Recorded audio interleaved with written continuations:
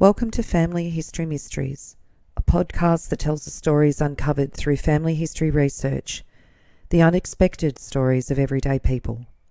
I am an avid family historian who has been compiling my family tree for over 15 years, with nearly 20,000 people recorded in my trees. And please put a review on my podcast. That will certainly help in getting the word out there and creating more listenership.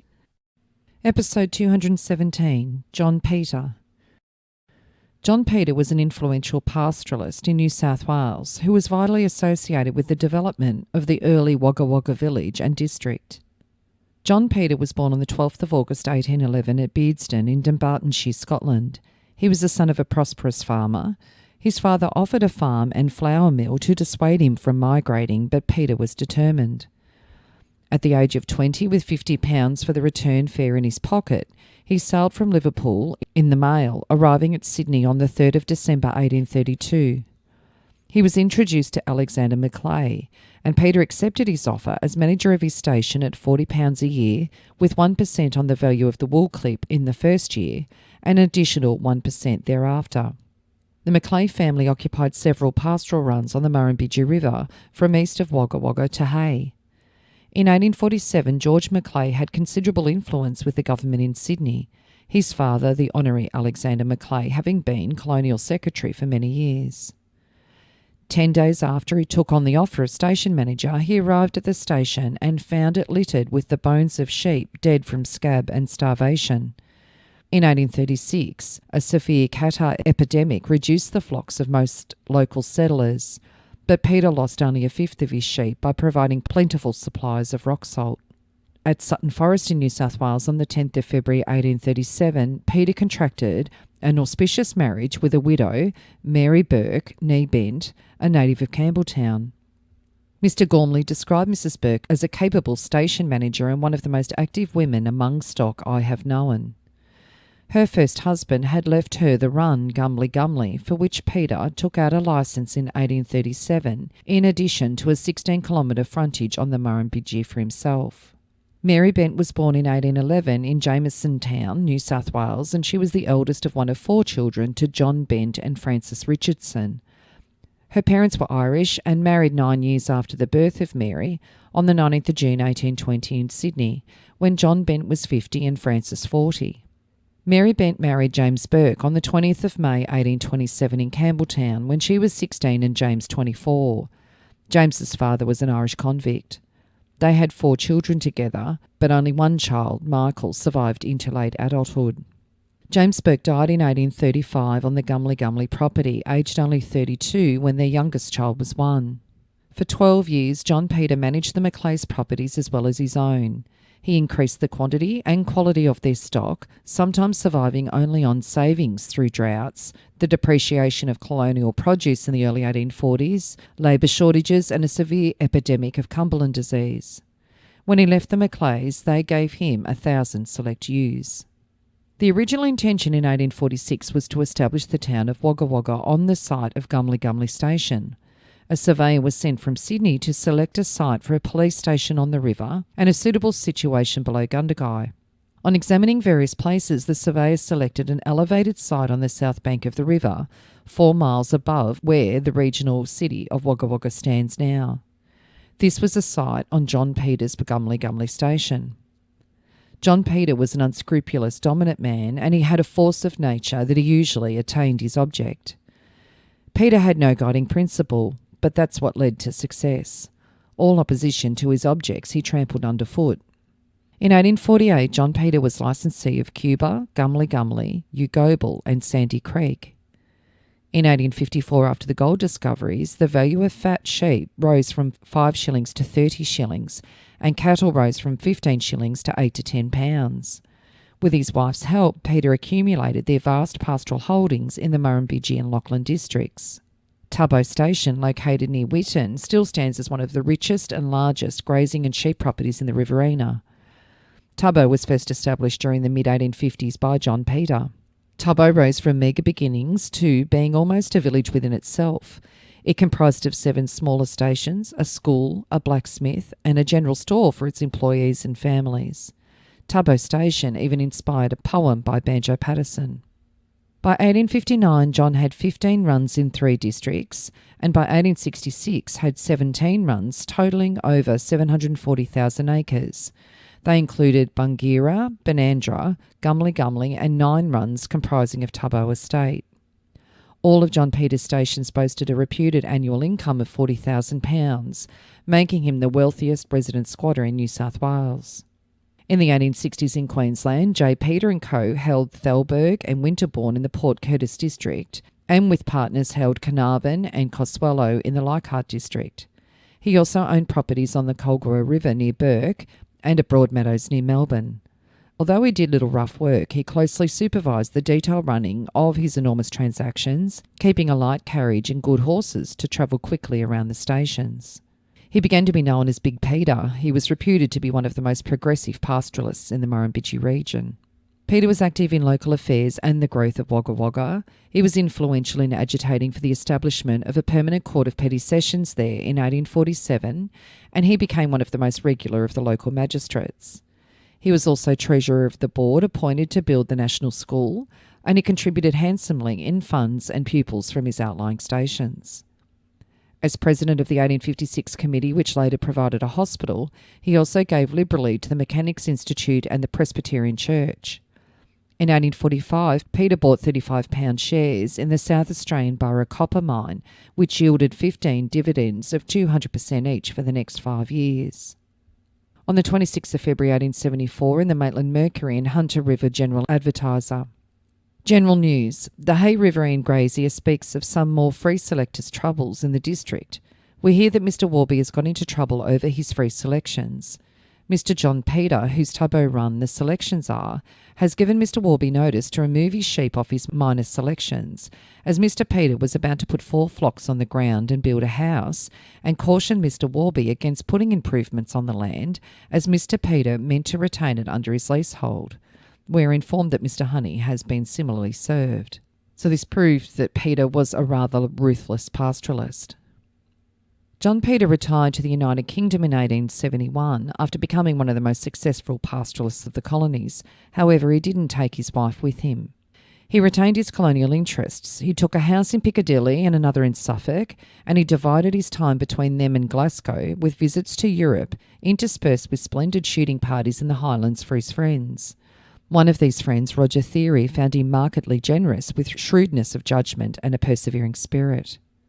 Childless, Peter provided liberally for his friends and his family and for the education of his nieces and nephews, and he died on the 28th of January 1878 at Torquay, leaving substantial legacies to his family and charities with which he'd been associated in Wagga Wagga. On the 6th of April 1878 in the Goulburn Herald and Chronicle, it outlined the death of John Peter. Death of a wealthy Australian squatter. I have to chronicle the demise at the age of 66 of one of the earliest and most successful of the pastoral settlers of New South Wales and the Riverina, in the person of Mr. John Peter, late of Park Lane, who died at Torquay on the 28th of January. His health for some time had been precarious, and since the year 1870, in which he sat on the committee of the inquiry into the mode of conducting the wool sales in London, as one of the representatives of New South Wales, he has been more or less an invalid. His life affords perhaps one of the most striking illustrations the success attained by some of the early pastoral tenants of the Crown. The son of parents in the middle walk of life in the neighbourhood of Glasgow, he emigrated in 1839 with the intention of advancing his interests in the world. But so certain did his family regard his speedy return that all he possessed on landing at Sydney was £50, as his father expressed it, to pay his passage home again. He was fortunate in his introductions and still more fortunate in his resolution and clear forecast of the future. To the Honourable Alexander Macleay, the first Speaker of the Legislative Council and at that time Colonial Secretary, he addressed himself and at once entered upon an agreement to superintend and manage his sheep station at a fixed salary with a small percentage on the increase. Mr. Peter's acute observation showed him the extreme liking of sheep for rock salt, which they were in the habit of constantly licking, and which contributed to keep them free from epidemic disease. With this clue, Mr. Peter went farther afield into districts untrodden by the white man, and as he journeyed he noticed that the vast plains of the Riverina were covered by a small, stunted, shabby-looking shrub, largely impregnated with saline properties, which was afterwards to be known and appreciated for its fattening qualities as saltbush. And here he took up extensive tracts of the finest sheep country, which he leased from the Crown for his patron Mr. Macleay, and also for himself. Fortune favours the brave, and the same keen appreciation of his surroundings and how to mould them to his purpose induced Mr. Peter, upon the discovery of the great mineral wealth of South Australia, which was attracting a large population to Adelaide, to send thither some thousands of sheep which arrived at the nick of time upon a starving market, and were sold by his agent at fabulous prices, and the proceeds invested in shares in the Burra Burra copper mine, which subsequently proved to be the richest in the world. Similar slices of that which is usually called good luck attended most of his operations, until at last Mr. Peter had accumulated so large a fortune that at his death it is counted by hundreds of thousands. It is believed that his real and personal estate in England and in the 4 colonies of Australia will reach, if it does not exceed, $750,000, a very encouraging example of what may be done by men of steady, untiring perseverance and shrewd common sense. His will has not yet been proved, but I hear that one of his executors is Mr. Alexander Donald Macleay, the nephew of his earlier friend and patron. The other executors, I do believe, are Mr. Ducros of Dalgety & Co., Sir Charles Sterling, Bart, a former neighbour and squatter in the Murrumbidgee district, and his solicitor. Mr. Peter is by no means a solitary instance of a successful squatter. There are others, many I may say, upon whom fortune has similarly smiled. But it is only when their estates come to be distributed upon death that the extent of their wealth becomes known. As Sir Daniel Cooper very justly remarked in his paper read before the Royal Colonial Institute last month, in a sketch of New South Wales, there now exist the same opportunities of making fortunes in this grand country as at any former period. It only requires the men of like metal to make the effort. And Mary's death was announced in the Weekly Times in Melbourne on the 4th of October 1884. On the 23rd of September, at her residence, Chandos, in Broadmeadows, Mary, the relict of the late John Peter, formerly of Tubbo Station, New South Wales, aged 73 years. Mary was buried in Wagga, and her probate came in at £16,300. An investment company later purchased the Tubbo run from John Peter's estate in 1887 at a cost of over £361,000. One of Mary's children, on the 25th of April 1857, was announced in the Sydney Freeman's Journal. On the 24th of March 1857, a Bulla Lower Murrumbidgee, Thomas Burke Esquire of Lake Wolgies, Lower Lachlan, and second son of Mrs. John Peter of St Kilda, Melbourne, aged 27 years and 6 months, much and deeply regretted by a large circle of relations and friends. May he rest in peace. And on the 11th of June 1859 in the Wagga Wagga Express and Murrumbidgee District Advertiser. On Tuesday the 7th of June at Big Springs, after a short but painful illness, Mr. James Burke, aged 24, much and deservedly respected. James was married with 2 girls when he died, and those girls benefited from Mary's will. And on the 15th of April 1887 in the Melbourne Argus, on the 14th of April at his residence Athol Street, Moonee Ponds, Michael John Burke, late of Broadmeadows, aged 60. Michael's wife, Catherine, was only 34 years and 11 months and 4 days old when she died, leaving her husband and 6 children. Catherine was buried in Wagga, and then Michael married Lucy Elizabeth O'Shea in Victoria in 1867, but they divorced in 1881. Michael was the main beneficiary of his mother's will, as well as Michael's 4 children. On the 18th of June 1949, in the Wagga Wagga Daily Advertiser, early Gumley incident could provide basis for a historical drama, written by R.J.E. Gormley. About 8 miles up the river from Wagga is Gumley Island, a real island of about 220 acres. Over a century ago, a man named McNamara and his wife and their grown-up sons and 1 daughter made their home on that island, but a certain John Peter, who'd married the widow of James Burke Sr., who established Gumley Station, claimed the island was part of his station. One of the commissioners of the Crown Lands, there were several of them in New South Wales, came along with his retinue to inquire into the matter. He ordered his men to burn down McNamara's house, sheds, haystack, and shoot all the pigs on the place and drive the whole family from the island. The McNamaras were a very decent, hard-working, honest people. They then moved out from the river and settled on some land towards Junee, on the boundary between Ura and Junee stations. The owners of these two stations did not molest the newcomers, but those graziers who bred on different lines from John Peter. Today there are many descendants of McNamaras in our country, and we can imagine what they think of John Peter and the Commissioner and his gang who used to travel around the country with great pomp. Gumley Station was established by James Burke Sr. in about 1832. The original Gumley holding had a river frontage of Kiamba Creek down to within half a mile of the Wagga pumping station. It extended back from the river and included a part of what was later known as O'Brien's Creek Station. The western boundary ran from the river through the Wagga Cemetery and then through the entire Lake Albert. It then continued southwesterly and went along the ridge between Sandy Creek Station and Big Spring Station. James Burke Sr. died some time before 1847 and left a wife and 3 sons. Then John Peter came into the picture, such to the regret of the adjoining landholders as he was domineering and greedy and wanted to tell his neighbours where the boundaries of his station started and finished. He'd been managing a property for Alexander Macleay near Gunning, but he wished to have a station all for himself. He got one after he married the widow at Gumley. She was still in her 30s and had a very nice station, well stocked on 30,000 acres with a river frontage and half of Lake Albert thrown in for good measure. The ladies seemed to have allowed her new husband to take complete control of the whole show. The station at the time was all held under licence from the Crown, but when it came to purchasing some of the land, Mrs. Peter and her 3 sons were not in the race. John Peter purchased the homestead lot on which his wife and her 3 sons, who were then men, had been living for over 20 years.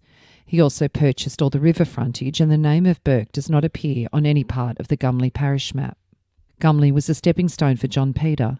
After a few years he came there, the gold rush to Victoria made stock very valuable and he made money very quickly. I would not like to say definitely how many stations he owned before he sold out and returned to his native Scotland. I know that he also had stations elsewhere, including some in Victoria. John Peter was one of the graziers who joined forces to try and induce the government to abandon its intention of demanding a separate £10 licence fee for each station. James Tyson once told my father that John Peter wanted to sell all his stations to Tyson for £1 million. That was shortly before Peter left Australia. My father knew both those men well, and he always spoke well of Tyson, but had a different opinion of John Peter.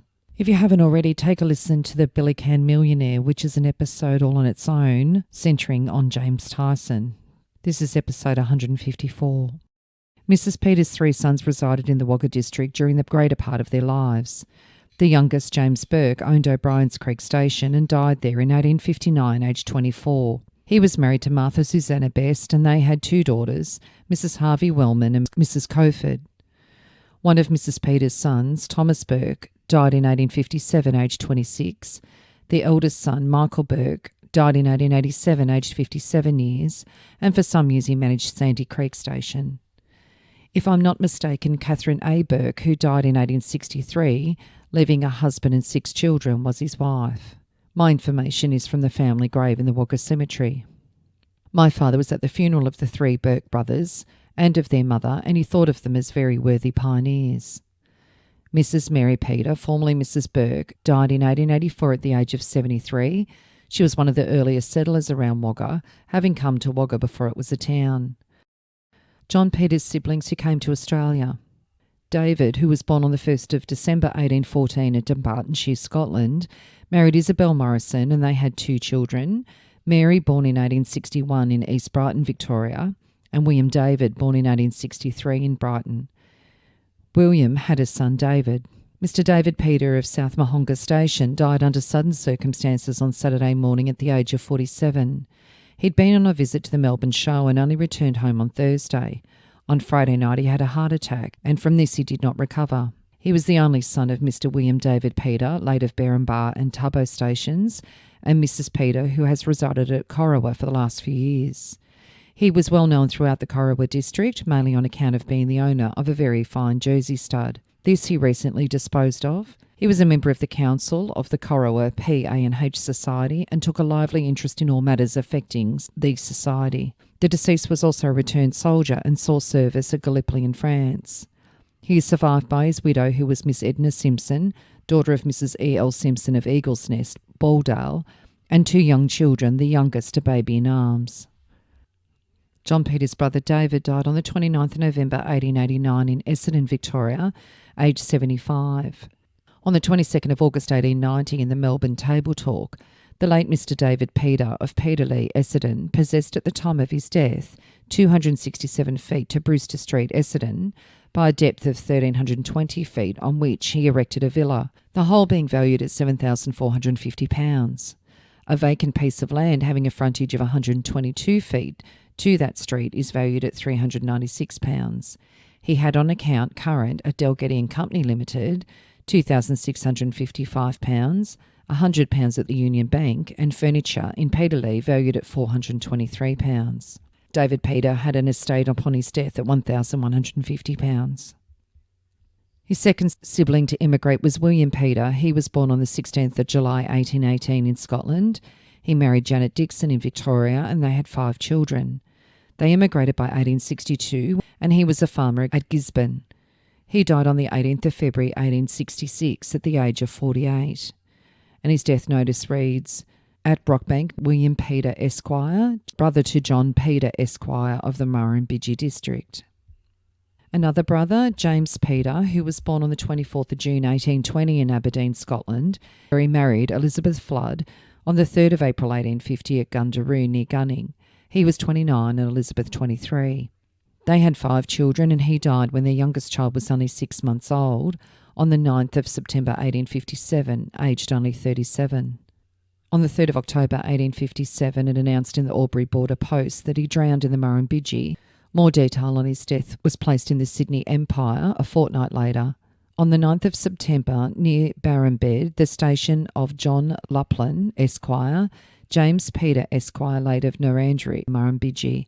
The unfortunate gentleman was accidentally drowned on his way from his late residence in Wagga Wagga, where he is proceeding to visit his relatives.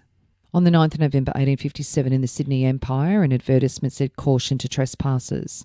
All persons found trespassing or removing stock of any description from the Narrandera Run, the property of the estate of Mr. James Peter Esquire, will be prosecuted as the law directs. William Murphy, Superintendent. John Peter's sister, Elizabeth Peter, was born in 1825 in New Kilpatrick, Dumbartonshire, Scotland. She emigrated by 1854 when she married John Gordon at the Congregational Church in Sydney when she was 29 and John 39. And it states that John Gordon Esquire was a JP living at the Murrumbidgee, and Elizabeth was the youngest daughter of William Peter Esquire, JP of Dumbartonshire, Scotland. John was Irish, and they had 2 children, with one daughter, Jane, surviving infancy. John had emigrated in 1841 with his brother Robert, and from John Gormley's reminiscences in 1920 of early Wagga, it says John Gordon camps at Wagga in 1838. John Gordon, who afterwards owned Borrambala Station, informed me that he camped at the site of South Wagga with several flocks of Macleay's sheep, which he was taking from Borrambala to Toggenmain. Soon after, John Peter married Mrs. Burke and became the owner of Gumley Station. And it said that John Gordon arrived in Sydney on the 25th of August 1841 on the Percy. He established himself on a property called Barrambola near Wagga Wagga. He'd married Mary Rees in Yass on the 13th of February 1847. Their son Samuel was born in 1850, but Mary died after the birth. John then married again to Elizabeth Peter in 1854. They had 2 children, John, born in 1856 of Bathurst, who died a year later, and Jane, who was born in 1858. On the 7th of January 1851 in Wagga Wagga, John was appointed a magistrate, and on the 7th of July 1851 in Victoria, the property Pullertop was transferred from Macleay to John Gordon. They sold Borrambala in 1865 and bought a home called Callan Park in Balmain, Sydney. He bought it when it was known as Gary Owen House and Estate. Callan Park was named after the River Callan, near John Gordon's family home. It was sold in 1873 as a lunatic asylum for £12,500. The family lived there for about 8 years, and although Gordon seems to have been a very astute businessman, a pastoralist and a wine merchant in New South Wales, he decided to move to Victoria. John called his home in Melbourne Tassar. In 1885 he retired to the UK. John Gordon was an executor of John Peters' will. John Gordon died in England in 1889, and Elizabeth died on the 9th of November 1915 in London at the age of 90. If you are interested in sharing your story on my podcast Family History Mysteries, please go to my Facebook page and send me a message. If you would like some assistance in filling in the gaps in your family tree to see what mysteries you solve, please get in touch. And don't forget, you can have early access to episodes by subscribing, and you'll also gain access to bonus episodes.